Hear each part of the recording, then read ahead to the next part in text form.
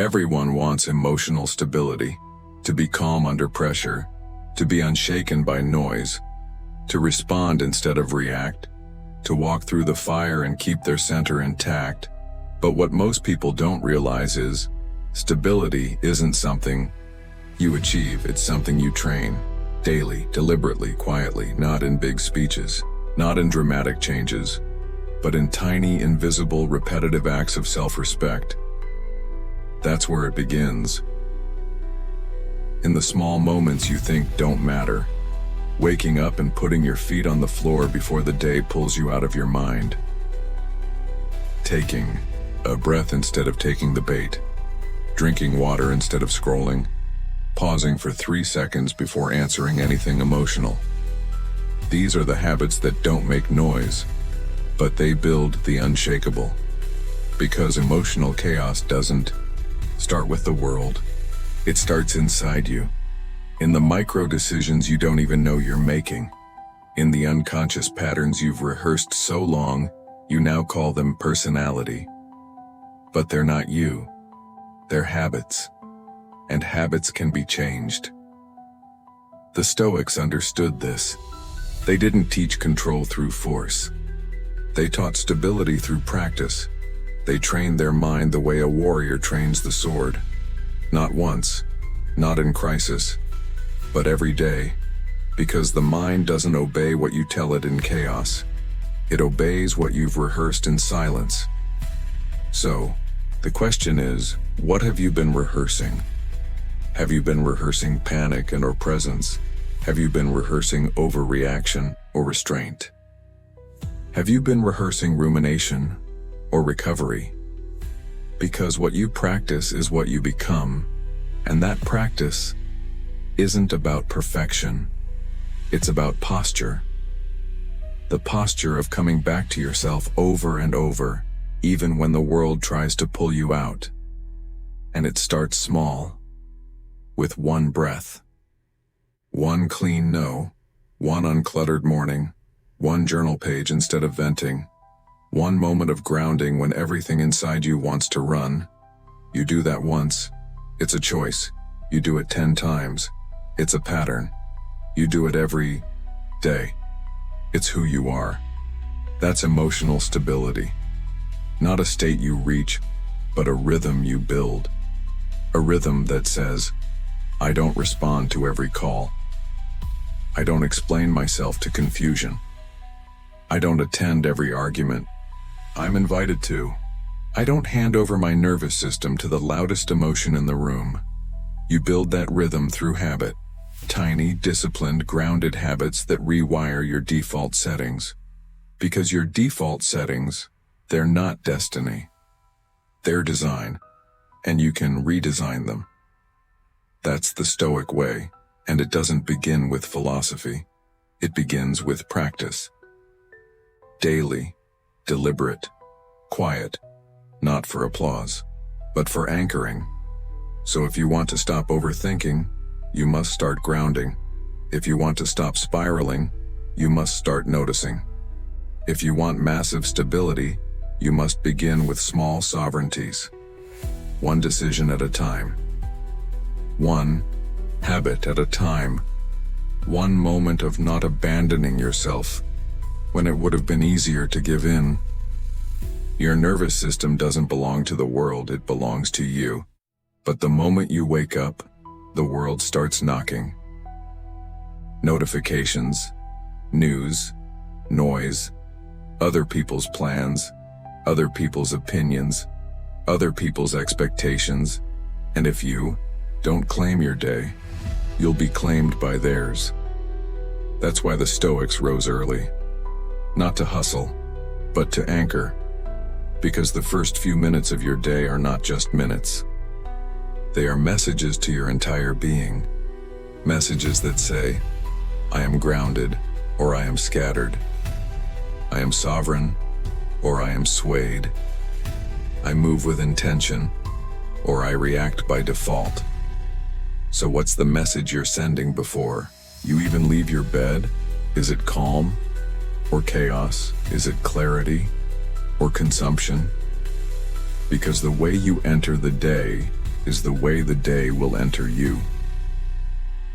The Stoics understood this deeply. They didn't just talk about philosophy. They practiced it in silence before the city woke up. They reviewed their principles.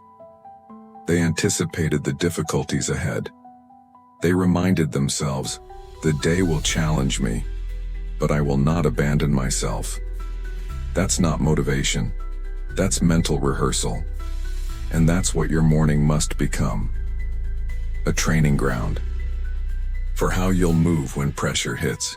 Because once the world is awake, you will be tested. A text will trigger you. A meeting will drain you. A delay will frustrate you. And if your mind is already full, you'll collapse. But if your mind is clear, if your breath is anchored, if your spirit is aligned, you'll absorb the day without letting it absorb you. That's emotional stability. Not found in avoiding the world, but in facing it from a place that the world cannot touch. And that place is built before sunrise, in silence, in stillness, in 10 minutes of solitude where you reclaim your thoughts before they're hijacked by urgency. So build it. Build a morning that doesn't chase, that doesn't react, that doesn't begin with someone else's voice. Start with breath. Start with light. Start with stillness. Maybe you write. Maybe you walk. Maybe you sit and do nothing, except remember who you are. That's not a luxury. That's survival. Because emotional chaos is often just the result of mornings spent chasing instead of choosing. Choosing what to think, what to feel, what to carry into the day, and then what to leave behind. This is the small habit most ignore. But the Stoic honors it. Because he knows, if you don't anchor yourself in the morning, you'll drift all day. So let your morning become a quiet rebellion. A moment where you say, I decide how I begin. I will not hand my mind to a machine, a message, or a mood before I've reclaimed my breath. And that decision, repeated daily, becomes a foundation stronger than emotion. We underestimate the power of 1 second, 1 breath, 1 pause, 1 quiet moment before we let our mouth say what the moment hasn't earned. Most people live at the speed of reaction. Fast, automatic, emotional. No buffer, no break, no space between the spark and the fire. But the Stoics, they practiced something deeper.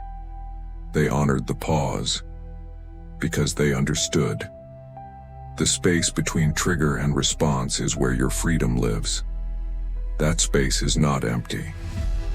It's full of choice, full of awareness, full of self-respect. And if you train yourself to pause, to breathe before you speak, to reflect before you respond, to slow down before you move, you become stronger than the moment. You stop giving away your power to the emotion that arrived first. You stop speaking from the heat of reaction and start speaking from the clarity of restraint. And that's not suppression, that's sovereignty. Because you're not avoiding your truth, you're elevating it. You're deciding that your voice is too powerful to be thrown at every trigger, that your words carry too much weight to be handed to impulse, that your reputation, your rhythm, your peace are too valuable to be dictated by whatever just happened 5 seconds ago. So you pause, you breathe, you observe. You ask yourself, is this reaction mine, or just a habit? Will this word serve healing, or just hurt louder? Am I speaking from ego, or from truth? That pause, that's not weakness, it's wisdom. And the more you practice it, the more you rewire your nervous system to choose presence over panic. Because panic wants the last word, but presence doesn't need to speak to be heard. That's Stoic communication, clean, direct, calm. Not because they don't feel, but because they know. You are most powerful when your emotions inform you, but don't direct you. So the next time anger surges, pause. The next time defensiveness rises, pause. The next time your pride wants to win, pause. Not forever. Not to suppress. Just long enough to come back to you. The version of you that doesn't chase being right. He chases being rooted. Because the more rooted you are, the less you say what you don't mean. The less you regret what can't be unsaid. The less you become someone whose mouth moves faster than his mind. And that's the danger. Not just in what you say, but in who you become when you don't slow down long enough to remember your values. The Stoics lived inside that pause. They built it into their conversations, into their leadership, into their conflict. Because they knew power without restraint is chaos. But power with pause, that's command. That's presence. That's emotional control. That's a man who doesn't fear silence because he trusts what's underneath it. So build it, train it, protect it. That 1 second pause might just save your peace, your relationship, your reputation, and maybe even yourself. Calm is not something you find. It's not hidden in a retreat. It's not locked inside the perfect morning routine. It's not waiting for you at the end of your to-do list. Calm isn't out there. It's not something you stumble across after a long week of hanging in there. Calm is something you build, moment by moment, habit by habit. Tiny, deliberate, invisible acts of inner engineering that most people never see, but always feel when they're near you. The Stoics didn't wait to feel calm. They cultivated it. Brick by brick, choice by choice. They understood. The world does not owe you peace, but you owe it to yourself to become someone who can generate it. Because if you keep chasing calm, you'll live in tension. You'll search for it in noise. You'll confuse distraction for regulation. You'll try to get away from it all, not realizing you are the thing you keep running into. So stop chasing, start constructing. That starts with awareness. Awareness of when your body speeds up without permission. Awareness of when your thoughts go loud without clarity. Awareness of when your breath gets shallow because of a conversation that hasn't even happened yet. You don't fight it. You don't shame it. You just interrupt it. Gently, but firmly. You insert space. You choose a different path. You say, "This is the moment where I build something better." That's how calm begins. Not as a mood but as a muscle, a trained response, a reprogrammed rhythm, a signal to your nervous system. We are safe. We are clear. We are not rushing anymore. And, like any muscle, you build it with reps, not grand gestures, calm but small decisions. Put your phone down for 5 minutes. Turn off the news, walk slower, chew slower. Sit without filling the silence. Speak 20% less. Breathe before responding. Step outside without headphones. These are not hacks. They are habits of self-respect, and over time, they become your baseline. Because true calm is not the absence of conflict. It's the presence of center. It's being able to walk through tension without becoming tense. To sit inside chaos without becoming chaotic. To engage with urgency without moving from anxiety. The Stoics lived this. They weren't detached. They were disciplined. Not because they were cold, but because they knew. If your calm depends on your conditions, you're not calm, you're lucky. But if your calm is internal, built, earned, reinforced with practice and boundaries and breath, then nothing can shake it for long. Because even if you lose it, you know how to return. Not through escape, but through design, and that's what you must do. Design a system that reminds you every day. You are not the storm. You are the ground beneath it. So start today, not with a full transformation, but with one shift. One cleaner morning. One slower evening. One question before action. Does this protect or pollute my calm? And keep doing that. Not once, but repeatedly. Because the goal isn't just to feel calm, it's to become someone who doesn't betray calm for convenience. Your mind is not a trash can. Your spirit is not a public square. Your nervous system is not designed to digest everything. And yet, we treat ourselves like open tabs. Always on, always listening, always absorbing. Information, opinions, outrage, comparison, judgment, noise, no filter, no standard, no sovereignty. And we wonder why we feel scattered. We wonder why we can't focus, why we're anxious before the day even begins, why our energy feels hijacked before we've even spoken a word. The Stoics would say, you've left the gates wide open, because emotional stability starts with guarding the gate of your eyes, the gate of your ears, the gate of your time, your space, your energy. Everything you allow in becomes something you'll have to deal with. So the question is, what are you allowing in that doesn't deserve access? Because everything you consume consumes something in you.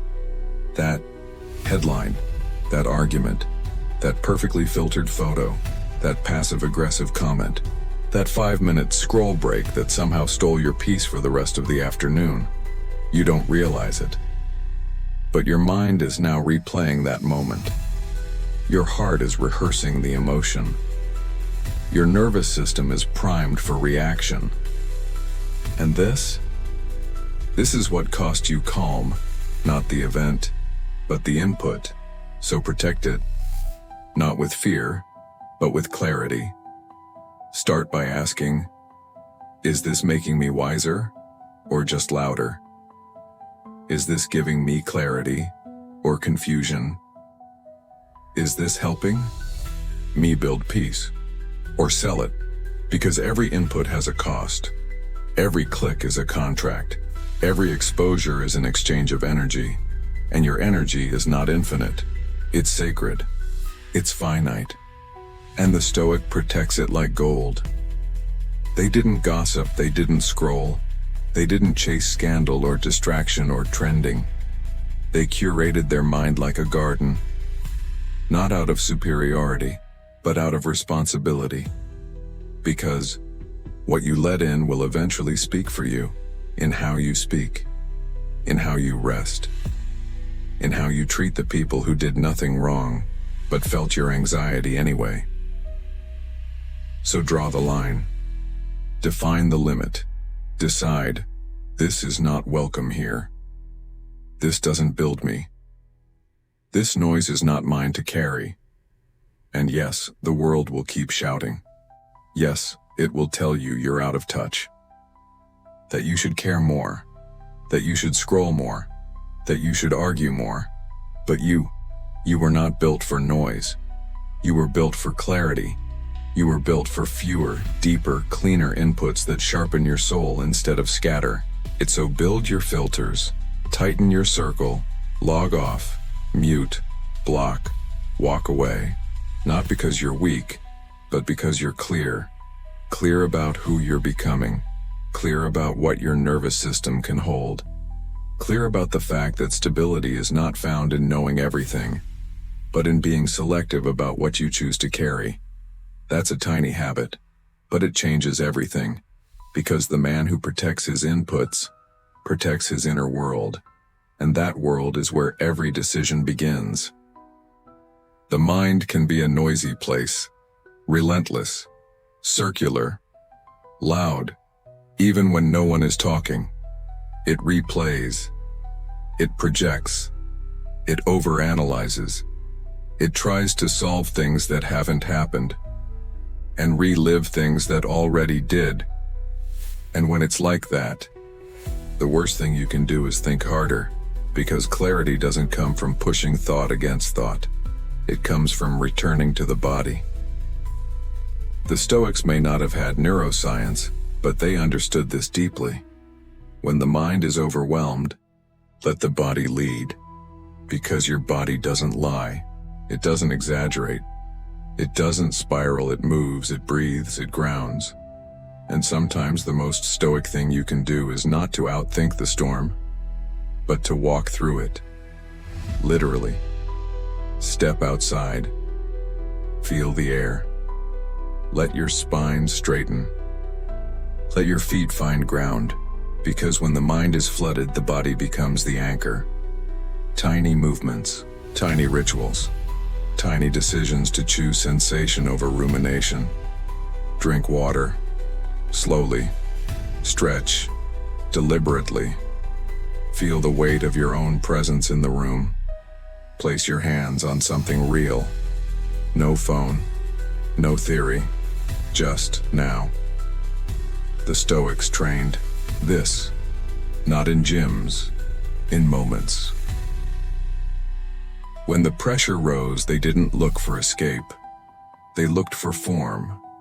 Form in posture. Form in action. Form in rhythm. Because rhythm regulates, and regulation doesn't come from fixing everything. It comes from reconnecting to what's steady, and your body, when honored, is steady. It knows what your mind forgets, that you are still here, that you are not the story. That breath is more real than thought. That grounding is not a luxury, it's a discipline. So when your mind spins, don't argue with it. Drop into motion, clean something. Walk without headphones. Feel your feet, not your fears. Roll your shoulders back and say nothing. Let silence do what logic can't. This is not a performance. It's a return to the part of you that doesn't chase resolution, because it already holds presence. And from presence, clarity is born. Not because you figured it all out, but because you stopped feeding the spiral. That's a tiny habit, but it's a giant shift. Because every time you step away from overthinking and step into embodiment, you remind your nervous system, I am safe. I am here. I am not my thoughts. And slowly, you create a pattern. A body that leads. A mind that follows. A man who doesn't wait for the storm to pass in but becomes still within it.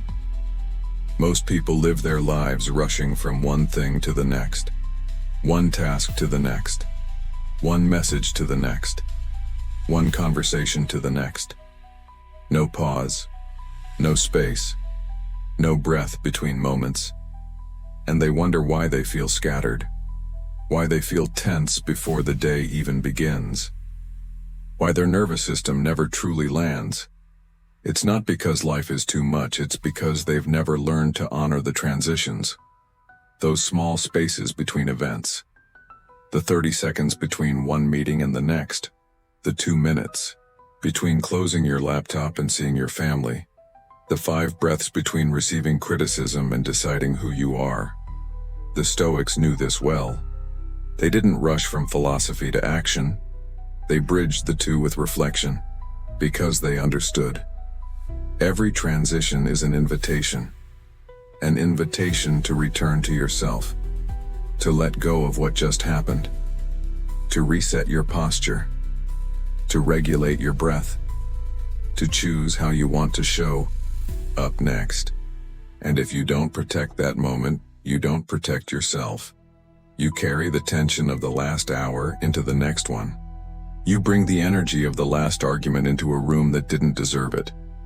You repeat your stress even in calm spaces because your system never got a chance to reset. That's not awareness. That's autopilot. And autopilot is the enemy of emotional stability. So here's the practice. Protect your transitions. Treat them as sacred ground. Treat them like doorways between different selves. The self who just answered emails is not the same as the self who now needs to be present in conversation. The self who just worked a 12-hour day is not the same as the self who now needs to listen without impatience. And the only way to cross that line without losing yourself is to pause, to ritualize the in-between. Not with complexity, with clarity, with 3 deep breaths, with a question. What am I bringing with me into this space? With a commitment. I leave behind what doesn't serve the next version of me. You do that enough times. It becomes who you are. A person who doesn't leak energy from moment to moment. A person who doesn't carry yesterday's heat into today's peace. A person who moves intentionally, not reactively. That's the art of the transition. And it is one of the most underutilized disciplines in modern life. Because in a world that worships speed, the Stoic practices re-entry. He doesn't crash from one mode to another. He shifts, he breathes, he remembers himself. So build that. Build transition rituals between the zones of your day, from waking to working, from working to resting, from noise to silence, from action to reflection, from leading to loving, from holding tension to releasing it. These aren't luxuries. They are anchors. Because when you rush the transitions, you rush through yourself. You treat your body like a machine. You treat your soul like a checklist, and soon you don't remember who you were before all the rushing began. But when you protect the transition, you protect your identity. You reclaim agency. You return to center again and again, and so that you can move with presence instead of pressure. This is how you build emotional stability, not by perfecting the performance, but by pausing between scenes.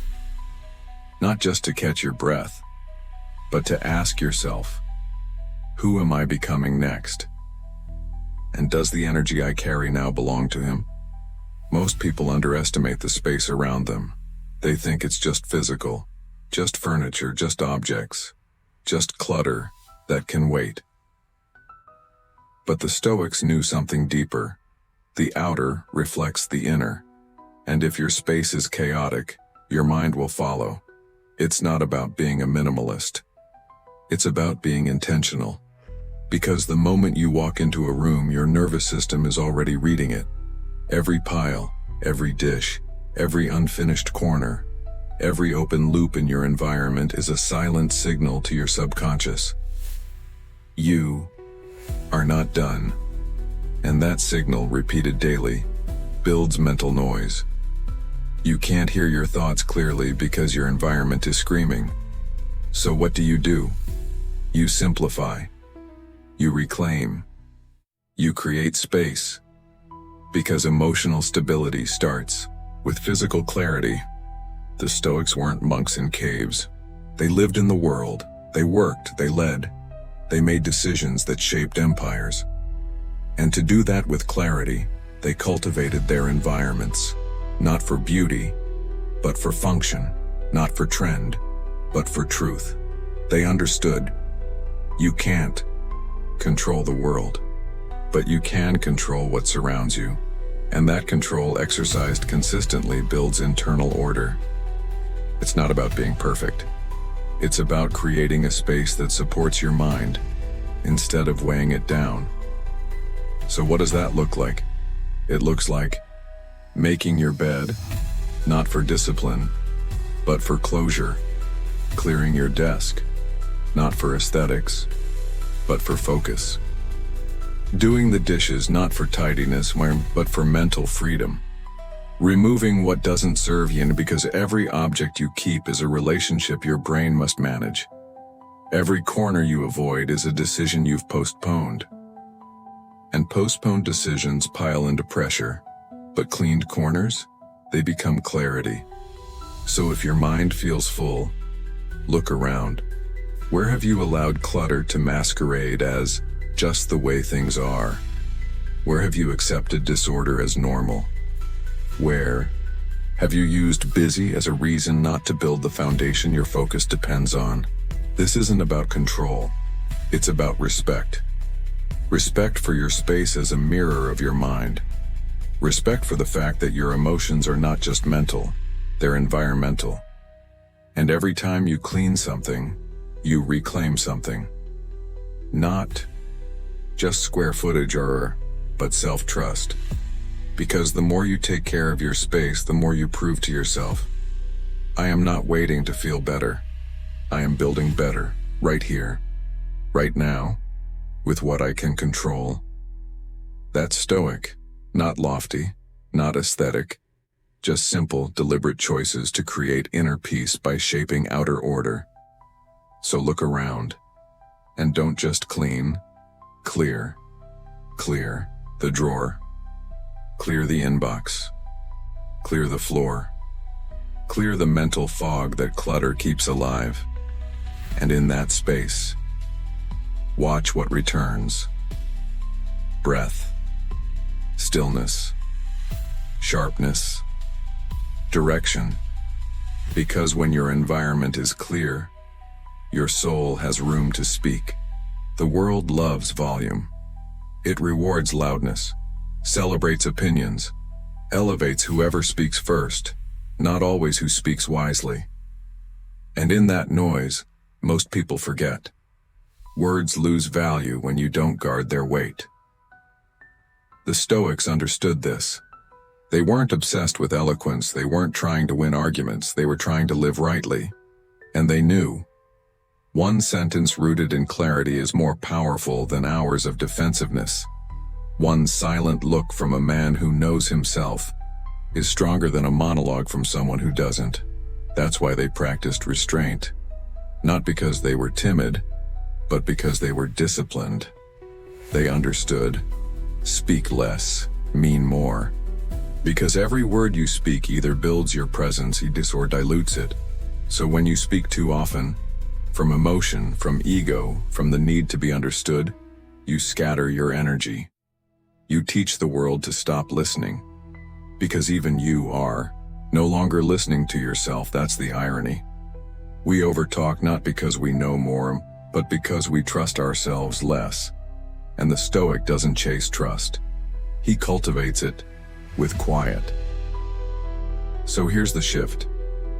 Before you speak, pause. Before you explain, ask, am I seeking truth or control? Before you defend, ask, is this about integrity or insecurity? Because not everything needs a response. Not every moment needs your commentary. Not every silence needs to be filled. Sometimes the most powerful thing you can say is nothing. And that silence? It's not passive. It's not weakness. It's not retreat. It's a stance. It's the stance of someone who has nothing to prove and nothing to protect except their own alignment. And from that stance, when you finally do speak, people listen. Because now, your words are not leaks. They are arrows, not aimed to wound, but to land with clarity, not released from pressure, but chosen from presence. This is a habit, not a personality. You train it. You train it by letting others speak first and learning that your peace wasn't threatened.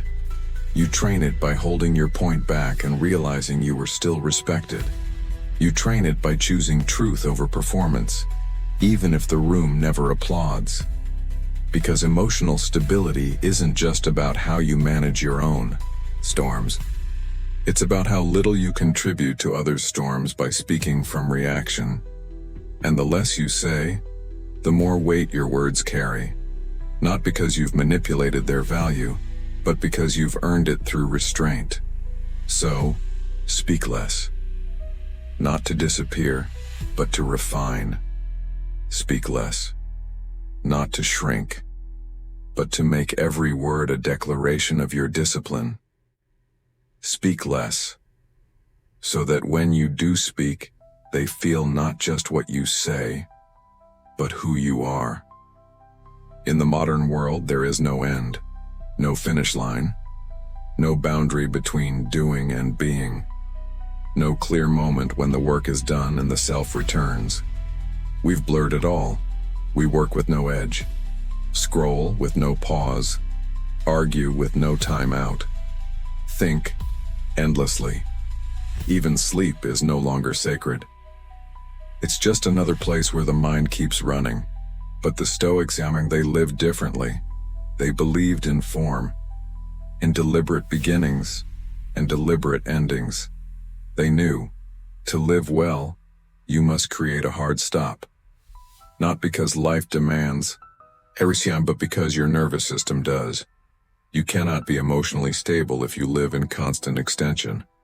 If you have no boundary between effort and recovery, between mission and reflection, between on and off. So here's the practice. Create a hard stop and honor it. Choose a time, a ritual, a signal that tells your mind and body, we are done for now. It's time to return. Return to stillness, to quiet, to self. This isn't laziness, it's architecture. It's how you build a life that doesn't burn out its builder. Most people don't collapse from too much effort.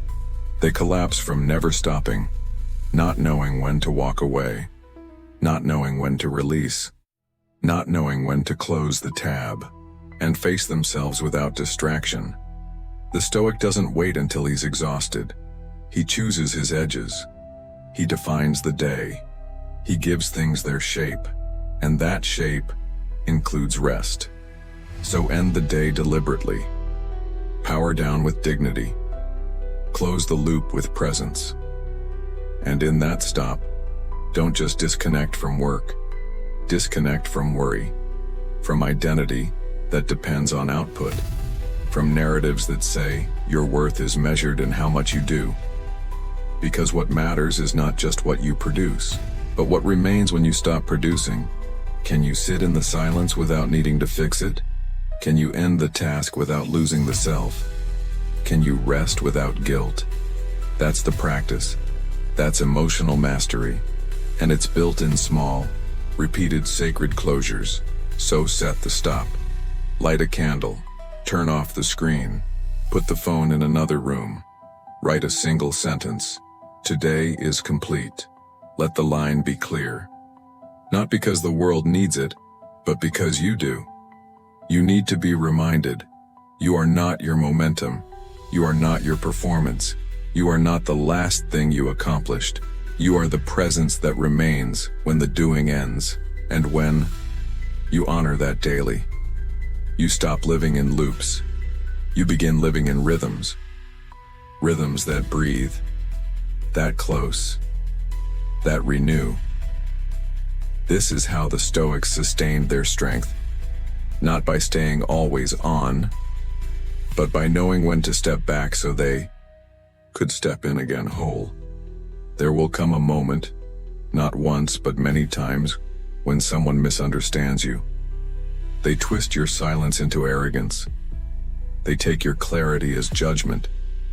They see your peace and call it coldness, your strength and call it ego, and your instinct will be to defend, to explain, to walk into their misunderstanding and try to rearrange it with your words. Don't. That is the trap. Because the more you chase to be understood, the more you abandon the part of yourself that never needed explaining in the first place. The Stoics knew this deeply. They didn't live for approval, they lived for alignment with what is true, what is still, what is unmoved, even when the world is loud. So here's the habit. Let people be wrong about you, and keep walking. You don't owe everyone access to your clarification. You don't owe them the energy it takes to defend yourself against a version of you they built in their own mind. That version isn't yours. It never was. It's a projection, a shadow on their wall, not your soul. Because here's what most never realize. The need to be understood is often the subtle fear that your truth cannot stand on its own. But the Stoic knows. Truth needs no defense. It is quiet, it is calm, it does not beg, and most of all, it is willing to be misunderstood. Because when you are truly grounded, you can carry the weight of misperception without letting it alter your posture. That's emotional stability. That's maturity, that's freedom. Because when you always need to be understood, you're still not free. You're still editing. You're still proving. You're still responding to a script that was never yours to begin with. So release. It released the obsession with image, the reflex to over-explain, the urge to be liked by those who were never listening anyway. Instead, anchor in who you are, speak with intention, and let go. Move with clarity, and detach. Stand in alignment, even when misread, because your peace cannot be built on how others see you. It must be built on how you see yourself. And that self must be strong enough to let false perceptions float by without needing to grab or crush them. That's not passivity, that's sovereignty. So the next time someone gets it wrong, pause. Don't correct them out of habit. Don't rush in with "what I meant was."